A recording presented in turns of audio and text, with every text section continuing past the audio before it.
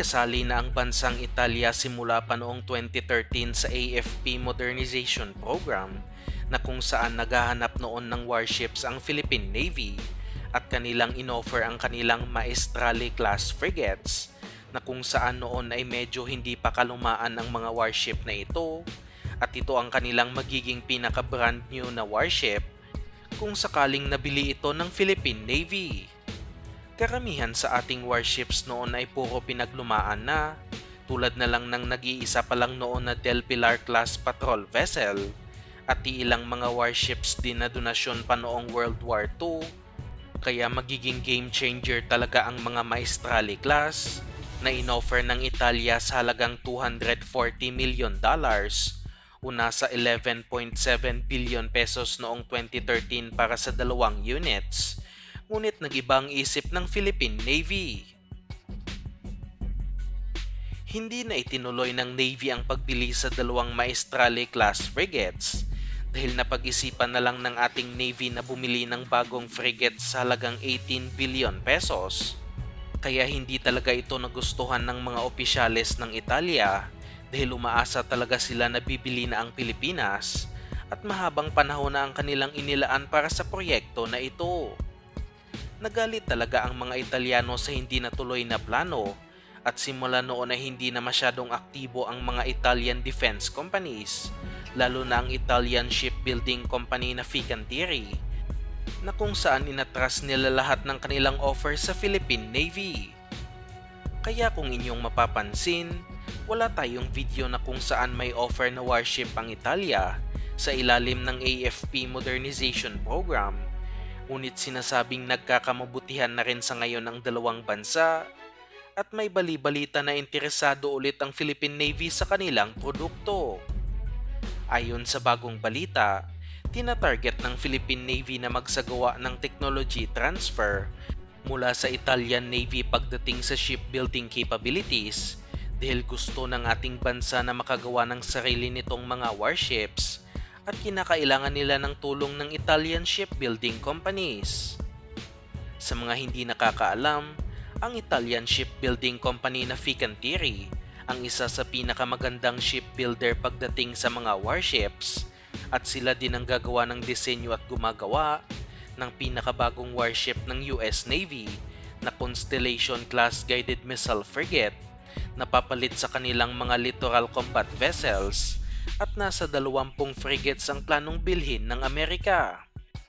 Ngunit ayon sa Max Defense, hindi basta-basta makakakuha ng technology transfer ang Pilipinas mula sa Italia dahil kailangang marami munang bilhing mga Italian-made warships ang Pinas at hindi dadalawa lamang,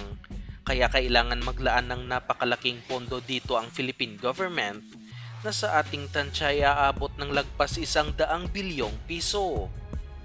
Kabilang na nga sa ino-offer ng Italia sa ibang bansa na pwedeng bilhin ng Philippine Navy para sa technology transfer ay ang mga European Multipurpose Frigate o mas kilala sa kanila bilang Bergamini class guided missile frigate na kung saan nasa 20 na ang mayroon nito ngayon sa Italia at hindi basta-basta ang mga armaments nito at mga subsystems. Kayang armasan ang Bergamini class na aabot sa 32 anti-air missiles at huwag iismulin ito dahil ang kanilang mga anti-air missiles ay may range na aabot sa 150 kilometers na napakalawak ang kayang abutin at walang-wala ang mga Miguel Malvar class frigates na kung saan mayroon lamang nasa 16 na anti-air missiles na may range lamang ng nasa 20 kilometers. Mas malala pa ang Rizal class frigate dito dahil nasa 4 lamang ang kanilang anti-air missiles na kung saan may range lamang ng nasa 8 kilometro. Kaya ibang level na talaga ang mga Bergamini class. Kahit kapareho lang ito ng frigate din na klase ng warship at mas malaki at 2 beses ito na mas mabigat kumpara sa Miguel Malvar frigates dahil sa sobrang hitik nito sa armas at kargado ng modernong equipment. Ngunit hindi rin basta-basta ang presyo nito dahil sinasabing nasa $750 million ang bawat isa nito o may katumbas na halagang nasa lagpas 40 billion pesos bawat isa, na napakalaking halaga para sa ating hukbong sindatahan, lalo na't ginigipit sila sa pondo ngayon ng ating gobyerno. Kaya dapat ay bumoto tayo ng tama sa susunod na eleksyon dahil kawawa ang Philippine military, pati na rin ang ating bansa kapag mga walang pakialam sa AFP Modernization Program ang mananalo sa susunod na eleksyon ngayong taon. Ang isa pang ino-offer din ng Italia ay ang kanilang Town de Revel class warships na pinakabagong klaseng warship ngayon na gawa ng Fincantieri. At kung inyong makikita ay nakakasindak na klase ng barko na malaking upgrade kung mabibili ito ng Philippine Navy. Halos magkaparehos lang din ang armaments nito sa Bergamini class frigate at nagkakaiba lang pagdating sa mga subsystems nito at marami na ring bansa ang interesado sa naturang warship at pati kapitbahay natin na Indonesia ay bumili ng dalawa nito. Gumastos ang Indonesian government ng nasa lagpas $1.1 billion para dito o nasa lagpas 60 billion pesos para sa dalawang units at sinasabing kasama ang technology transfer sa kanilang deal sa Italia kaya pwede nang gawin ang mga naturang warship sa bansang Indonesia. Kaya kung gugustuhin talaga ng technology transfer ng Philippine Navy para dito ay kailangang gumastos talaga ng malaking halaga dahil hindi basta-basta ang teknolohiya na ito ng Italia na masasabi nating mas advanced pa kumpara sa Hyundai ng South Korea. Kung kayo ay nagtataka kung bakit hindi na lang sa South Korea magsagawa ng technology transfer ang Philippine Navy, total ay marami na rin naman tayong nabibiling warships mula sa kanila, ay hindi natin masasagot ito,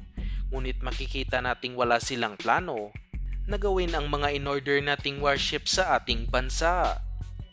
Ilang beses nang nag-order ang Philippine Navy mula sa Hyundai Heavy Industries na kung saan halos 100 bilyong piso na ang halaga ng mga kontrata, ngunit hindi talaga nasasama sa deal ang technology transfer, kaya masasabi nating ayaw siguro ng South Korea na ibigay ang teknolohiya sa Pilipinas. Sa ngayon, umaasa na lang talaga tayo na makapaghanap pa ng ibang supplier ng warship ang Pilipinas tulad na lang ng Italia na kayang magsagawa ng technology transfer upang makagawa na tayo ng sarili nating warship sa ating bansa.